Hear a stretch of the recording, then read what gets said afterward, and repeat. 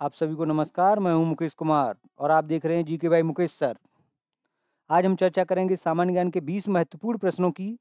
तो चलिए शुरू करते हैं इस धमाकेदार यात्रा को जिसका नाम है प्रश्नों से सपनों तक।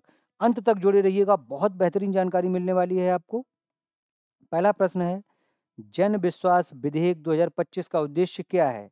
जन विश्वास विधेयक 2025 का उद्देश्य क्या है? ए, नई कर लगाने का प्रस्ताव। बी, 288 आपराधिक प्रावधानों को अपराध की श्रेणी से हटाना। सी, आरटीआई अधिनियम को निरस्त करना। डी, केवल मोटर वाहन अधिनियम में संशोधन। अगर आप सच में पढ़ाई के प्रति सीरियस हैं तो अंत तक वीडियो को देखिएगा, एक एक प्रश्न महत्वपूर्ण है। और जब आप एग्जाम हॉल में जाएंगे, अगर आपने मेरी पूरी सीरीज ये देखी हुई है तो 100% गारंटी है यहाँ से प्रश्न मिलेंगे आपको। और इस प्रश्न का सही जवाब गैस कर लिया होगा आपने। ऑप्शन बी सही है इसका। 288 आपराधिक प्रावधानों को अपराध की श्रेणी से हटाना। इस विधेयक के तहत 16 केंद्रीय कानूनों के तहत 355 धाराएं, 288 गैर आपराधिक। मतलब मैं आपको समझा देता हूँ इसे आसान भाषा में। जैसे ऐसे क्षेत्र जहाँ पे आप शोर नहीं मचा सकते थे, आपने गाड़ी का हॉर्न बजा दिया, तो पहले सज़ा का प्रावधान था, अब सज़ा नहीं होगी आपको, जो भी जुर्माना लगाया जाए या डाँट दिया जाए। या कोई आवारा पशु चर रहा है, कहीं घूम रहा है और आपने पकड़ के ज़बरदस्ती बाँध लिया, तो इसके लिए भी पहले सज़ा थी, वो भी खत्म कर दिया गया। अब रोड पे कपड़े धुल रही है, मतलब आपको डाँट फटकार मिलेगी या जुर्माना लगाया जाएगा, सज़ा खत्म कर दी गई। ये विधेयक इसी से संबंधित है। ठीक है भाई? अगला प्रश्न है, 2025 में उत्तर प्रदेश में विधायकों का मासिक वेतन कितना किया गया? ए, 25,000। बी, 30,000। सी, 35,000। डी, 40,000। आपको बताना है इस प्रश्न का सही जवाब। अगर आप सच में पढ़ाई के प्रति सीरियस हैं और आपने देखा भी होगा कि जो लोग एग्जाम हॉल में इतने सारे फॉर्म पढ़ते हैं, इतने सारे लोग पेपर देने जाते हैं, लेकिन सिलेक्शन नहीं होता। नंबर ऑफ सही बात यह है कि उतना कंपटीशन नहीं है जितना नंबर आपको दिखाई दे रहा है। पढ़िएगा, जुड़े रहिएगा अंत तक। और इस प्रश्न का सही जवाब है ऑप्शन सी, 35,000 रुपये कर दिया गया मासिक वेतन, ये बढ़ाकर। और कुल आय जो सभी वेतन भत्ते लगा के जितना भी एक विधायक को मिलता है, 2,66,000 से लेकर 2,96,000 रुपये तक प्रति माह। इतना पैसा विधायकों को पेंशन भी मिलती है, देखा होगा आपने। इस बात पे कभी चर्चा करिएगा। अगला, भारत में जनगणना 2027 कितने चरणों में होगी? भारत में जनगणना 2027 कितने चरणों में होगी? 1, 2, 3, 4 बताना है आपको। जनगणना पहली बार 1872 में लॉर्ड मेयो के समय, फिर 1881 में नियमित जनगणना 10 वर्ष के अंतराल पे 1881 में लॉर्ड रिपन के समय। बताना है इस प्रश्न का सही जवाब। और इस प्रश्न का सही जवाब है 2। पहले चरण में हिमाच्छादित क्षेत्र, मैदानी क्षेत्र, मतलब पहले चरण में हिमाच्छादित मतलब जहाँ नहीं पहाड़ है, जैसे जम्मू कश्मीर हो गया, उत्तराखंड हो गया, हिमाचल प्रदेश हो गया, पहले चरण में उधर। ठीक है भाई। दूसरे चरण में मैदानी क्षेत्रों में। चलो, अगला है, ऑपरेशन अभ्यास क्या था? ए, रक्षा मिसाइल परियोजना। बी, पहला राष्ट्रीय नागरिक सुरक्षा ड्रिल। सी, अंतर्राष्ट्रीय संगोष्ठी। डी, मौसम पूर्वानुमान पहल। बताना है आपको इस प्रश्न का सही जवाब। वीडियो अगर आपको अच्छा लगता है तो चैनल को सब्सक्राइब करें, शेयर करें, लाइक भी कर दीजिएगा। और कितने प्रश्न आपके सही होते हैं ये हमें कमेंट्स करके बताइएगा। आपने गैस कर लिया होगा इस प्रश्न का सही जवाब। और सही जवाब है ऑप्शन बी, पहला राष्ट्रीय नागरिक सुरक्षा ड्रिल। ये आपने देखा होगा, अभी अब हम लोगों ने जब ऑपरेशन सिंदूर हुआ था, हम लोगों ने, हमारी सेना ने किया, उसी के तहत एक दिन घोषणा की गई थी कि सब लोगों को मॉक ड्रिल करनी है।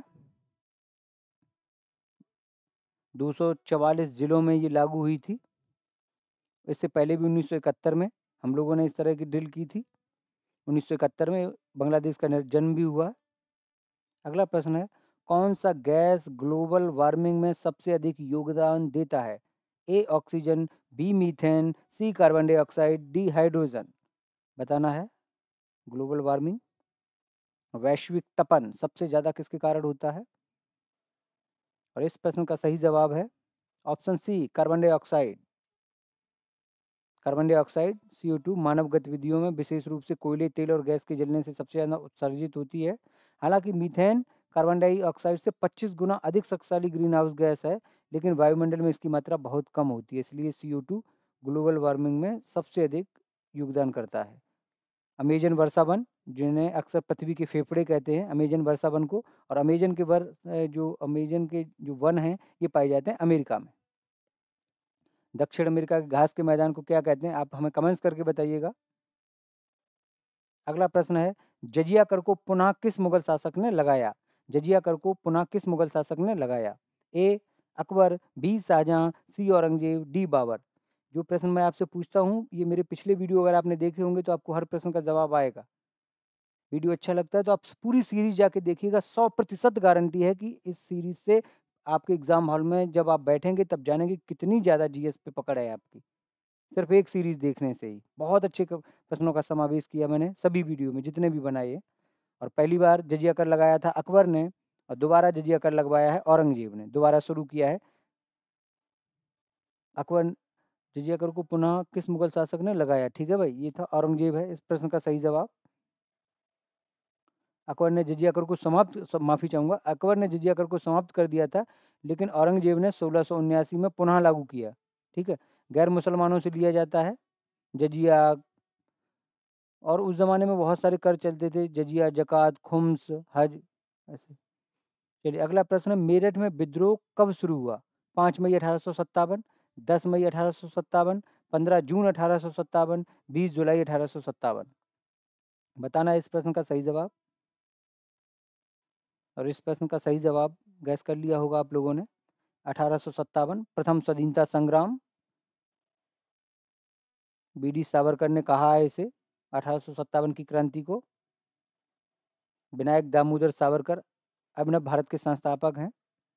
और इस प्रश्न का सही जवाब 10 मई 1857 मेरठ से शुरू हुआ। मेरठ को क्रांति का शहर भी कहते हैं। मेरठ में खेल यूनिवर्सिटी भी बन रही है, खेलों के सामान के लिए प्रसिद्ध है मेरठ। मेरठ हिंडन नदी के किनारे है। मेरठ में विद्रोह की शुरुआत 10 मई 1857 को हुई। यह घटना भारत के स्वतंत्रता संग्राम के पहले संगठित विद्रोह, जिसे हम 1857 का प्रथम स्वतंत्रता संग्राम या सिपाही विद्रोह कहते हैं। ठीक है भाई, चलिए मेरठ से शुरू हुआ। चर्बी युक्त कारतूसों का प्रयोग, आपने बैरकपुर छावनी का नाम सुना होगा, मंगल पांडे, वहाँ से चिंगारी फैली, मेरठ में आई।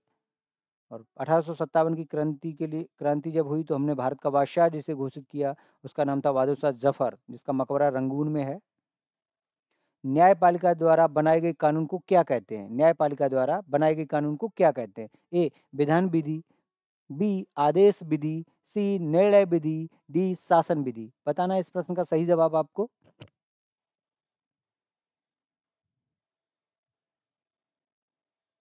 थोड़ा सा कॉम्प्लिकेटेड है, लग रहा होगा आपको।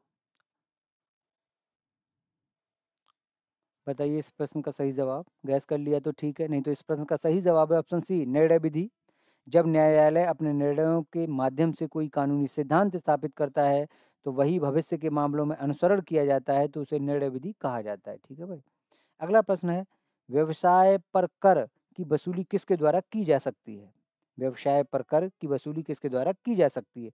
ए केवल राज्य सरकार द्वारा, बी केवल केंद्र सरकार द्वारा, सी दोनों केंद्र और राज्य सरकार द्वारा, या डी स्थानीय पंचायत द्वारा। मन लगा के पढ़िएगा, बहुत सारी वैकेंसी हैं, बहुत सारी वैकेंसी आने वाली भी हैं।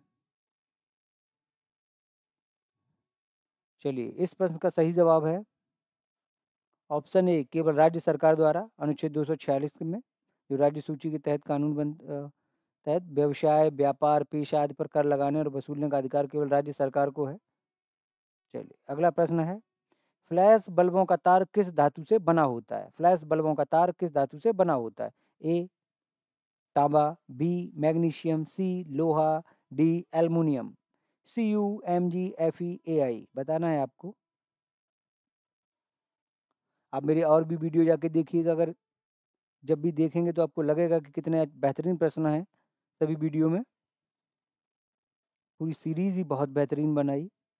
और इस प्रश्न का सही जवाब है ऑप्शन बी मैग्नीशियम। फ्लैश बल्बों में मैग्नीशियम का उपयोग किया जाता है क्योंकि यह जल्दी जल जाता है और तेज चमक प्रदान करता है, जो फोटो खींचने के लिए उपयुक्त होता है। चलो अगला प्रश्न है, DRDO द्वारा विकसित ए सैट मिशन का नाम क्या था? डिफेंस रिसर्च डेवलपमेंट ऑर्गेनाइजेशन द्वारा विकसित ए सैट मिशन का नाम क्या था? ए मिशन शक्तिशाली, बी मिशन गगन, सी मिशन शक्ति, डी मिशन भारत। भारतीय रक्षा अनुसंधान संस्थान। मुख्यालय नई दिल्ली, 1959 में स्थापना हुई इसकी। आपको इस प्रश्न का सही जवाब बताना है। DRDO के अध्यक्ष कौन है, ये हमें कमेंट्स करके बताइएगा आप। और इस प्रश्न का सही जवाब है मिशन शक्ति, ऑप्शन सी सही है। मिशन शक्ति भारत का पहला एंटी सैटेलाइट मिसाइल परीक्षण था, जिसे DRDO द्वारा विकसित किया गया था। 2019 में सफलतापूर्वक लॉन्च किया गया था। अगला प्रश्न है, लोकसभा अध्यक्ष को हटाने की प्रक्रिया क्या है? ए, राष्ट्रपति द्वारा लगाया जाता है। बी, राष्ट्रपति प्रधानमंत्री की सलाह पर हटाया जाता है। सी, संसद के विशेष प्रस्ताव से। डी, सुप्रीम कोर्ट के निर्देश पर। लोकसभा अध्यक्ष अनुच्छेद 85 में आता है। भारत में संसदीय शासन प्रणाली है, ब्रिटेन से ली गई है। लोकसभा का अध्यक्ष बताना है कैसे हटाया जाता है। और इस प्रश्न का सही जवाब गैस कर लिया होगा आपने। ऑप्शन सी सही है, संसद के विशेष प्रस्ताव से। लोकसभा अध्यक्ष को संसद के विशेष प्रस्ताव द्वारा हटाया जा सकता है, जिसमें सदस्यों की अधिकतम संख्या का बहुमत आवश्यक है। इसे हटाने का अधिकार केवल संसद के पास है। बिल्कुल सही बात है। अगला प्रश्न है, यदि मौलिक अधिकार और नीति निर्देशक तत्व में टकराव हो तो कौन सा प्रधान माना जाता है? ए, DPSP। बी, मौलिक अधिकार मौलिक कर्तव्य। सी, मौलिक अधिकार। डी, संवैधानिक अनुच्छेद। बताना है आपको।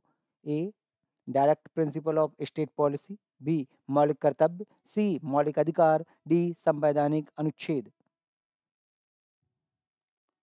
बता, अंदाज लग गया होगा आपने। परेशान ना होइएगा, सीरीज ये चालू रहेगी।